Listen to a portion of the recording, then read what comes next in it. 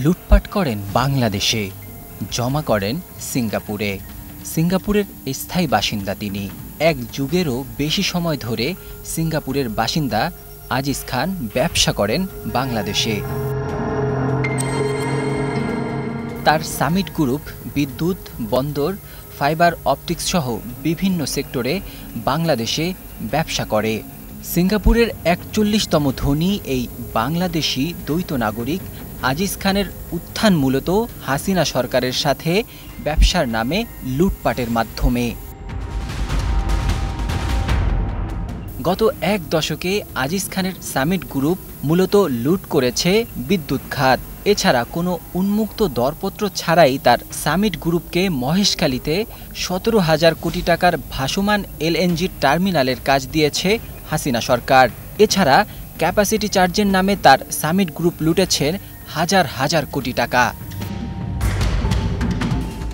২০০৯ সালে আওয়ামী লীগ ক্ষমতায় আসার পর বিদ্যুৎ ও জ্বালানি খাতে বিশেষ আইন ২০১০ পাশ করা হয়। এতে যেসব সুবিধা রাখা হয় তার পুরোটাই ভোগ করেছে আজিজ খানের সামিট পাওয়ার। আজিজ খানের ভাই মোহাম্মদ ফারুক খান হাসিনা সরকারের বেসামরিক বিমান চলাচল ও পর্যটন মন্ত্রী ছিলেন, আর এই সুযোগকে তিনি পুরোপুরি অর্থ পাচারের কাজে ব্যবহার করেছেন।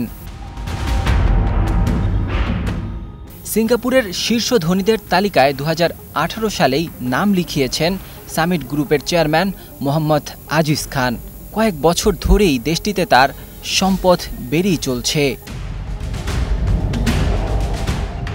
মার্কিন সাময়িকী ফোর্বসের ২০২৩ সালে প্রকাশিত রিপোর্টে আজিজ খান স্বীকৃতি পেয়েছেন সিঙ্গাপুরের ৪১তম ধনী ব্যক্তির।